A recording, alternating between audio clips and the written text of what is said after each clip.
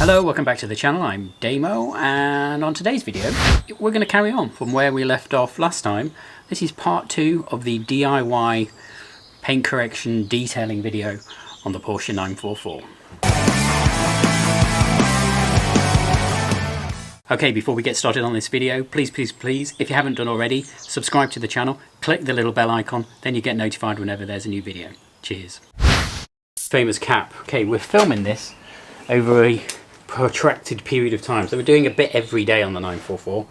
Actually off work at the moment, so it's making it easier. We're in now, after we've done the cut, and we've machine cut it, and I spent a bit more time yesterday doing machine cut on the roof. I wasn't 100% happy with it. It's okay, it's still not perfect, but on a car of this age, I'm just really wary of going too hard on it, and kind of A, going through the lacquer, and B, just wearing the whole thing out a little bit too much.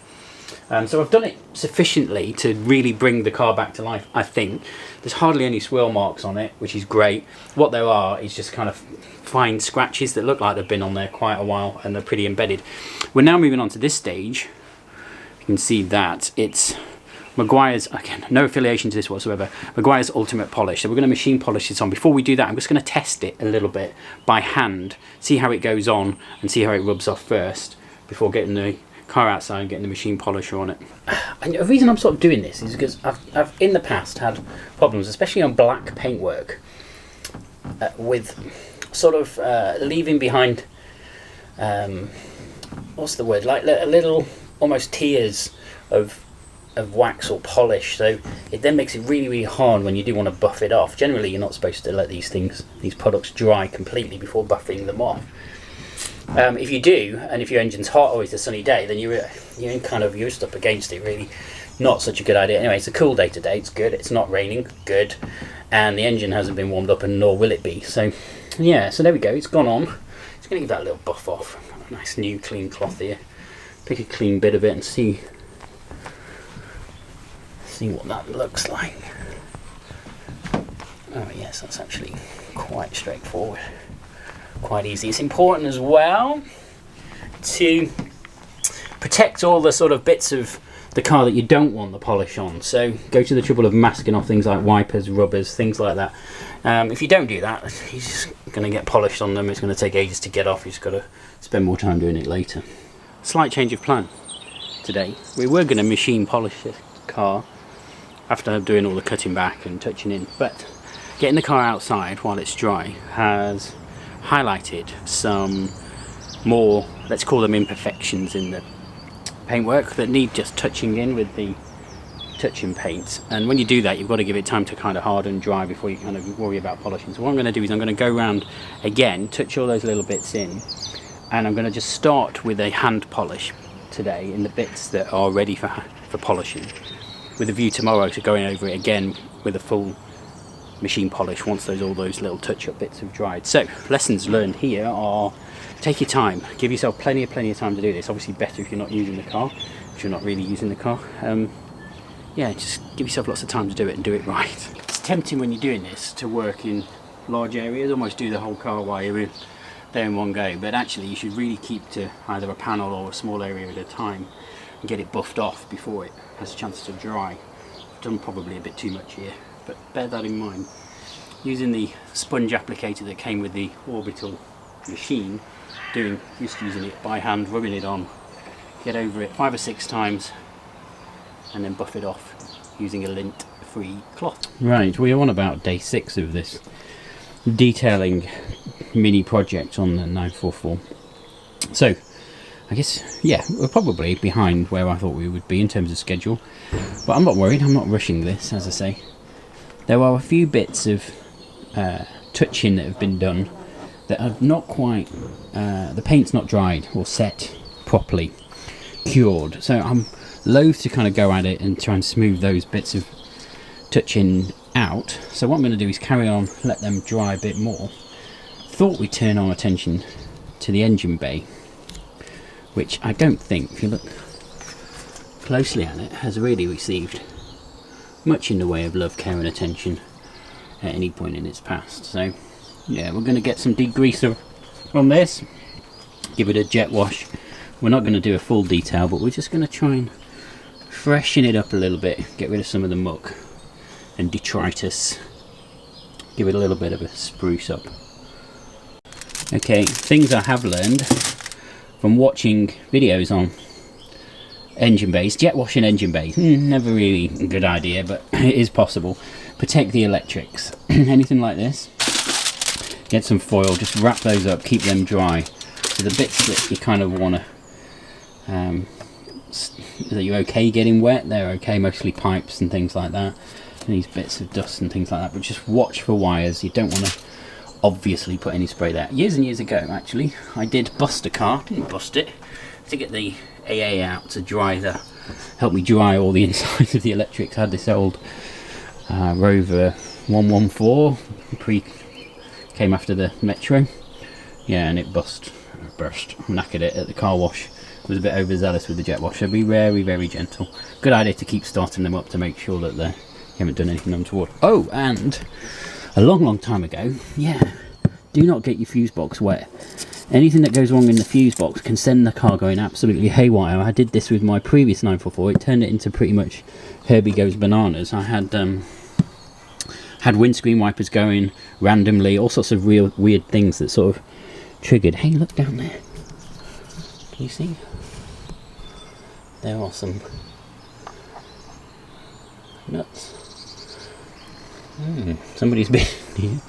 Okay, we're gonna sort this out then. Okay, another foil on the electrical bits to protect them from the water. Also, because I've already started doing a lot of work already with the cutting back and the clay barring and polishing around the front and sides on the bodywork, I've protected that a bit and covered it up. So when we do jet wash this, we're not going to get any grease or grime over there. I'm going to use this Gunk Ultra engine degreaser, no affiliation for it. I'm going to pour it in here, use a brush, and brush it onto the various parts inside.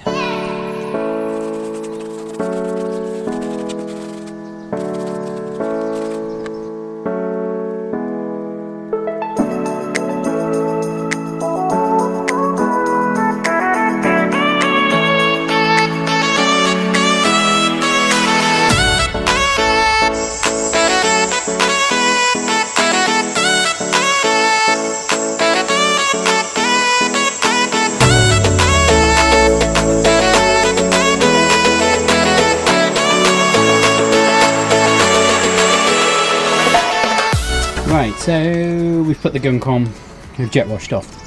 It's not quite coming up quite as well as I'd hoped, actually, especially sort of this sort of stuff. Just expect the gunk to do a little bit more of a better job, but I'm not too dismayed, and I don't want to overkill the car. I don't want to overkill it. I don't want to make it. It's not meant to be Concours. It's meant to be sort of, my view of this car is it's like a survivor car. So I kind of like all this. This would have been original, this sort of beigey enamel paint, whatever you call it on here, but it's all chipped off. And a lot of people take the this rocker cover off and spray it. Or hopefully you can hear me. So battery in the other camera ran out. I'm going to use mini GoPro. I was saying that the look of the engine now isn't quite as good as I thought, actually. The gunk didn't do as great a job. Maybe I didn't give it long enough to act on things like the washer fluid tank. However, I'm not too worried. This car's all about patina, it's all about originality, 31 years old, nearly 200,000 miles. I'm not going to kind of beat it up for not having a pristine engine bay, but just getting rid of that bit of that grub and grime to freshen it up a bit, sort of will hopefully, I don't know, just adds to the whole presentation of the car. I like that. You can see when it's wet it looks okay. I've just finished jet washing it, started it up. Make sure it starts first of all, but get it warm, get all that water evaporated and dried off. I might just take it for a spin around the block with any engine water on sitting underneath will fall out. Plastic worked really well though in terms of protecting the paintwork from the jet wash, so that's good. Finally at the final stage, Ultimate Liquid Wax. Now, it comes with its own little Maguire's foam applicator here, and it says you can put it on my machine using the right foam bit. Again, just going to test it first using a little bit. What you're supposed to do with this is do the whole car, it says, and then once the whole car's done you can kind of let this stuff go off and then buff it off with the microfiber cloth that they actually include within the pack. Whether that's going to be enough to do it all, don't know. Anyway, we're going to start with the test bit first, and we'll see where we get on. We might machine it, we might just do it by hand. With this paintwork, again, I've said this before, just with the age of it, I like to be a bit more in control. The machine is great, but it's just, I don't know, I think using your hands, being able to see what you're doing and where you're going, just puts you in a little bit more control. I sort of prefer it.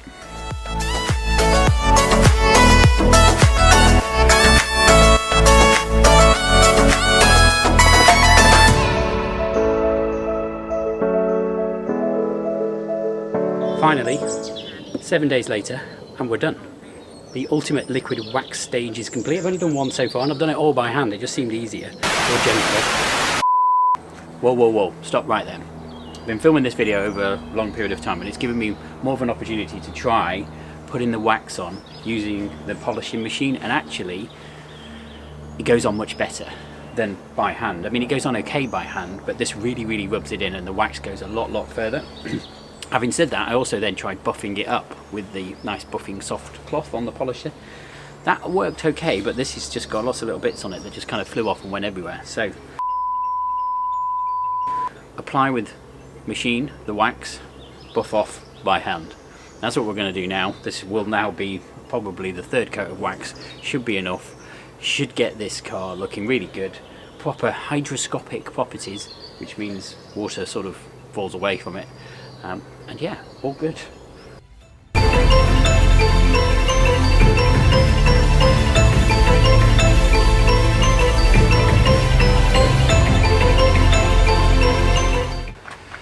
Right, exterior detail pretty much complete now. Well, it's complete. Lots of coats of wax. Final one with the machine. Now it's time for the water can test. But is it hydrophobic, they say, where it repels water? Let's see what happens. Can't believe I'm doing this, but pretty good.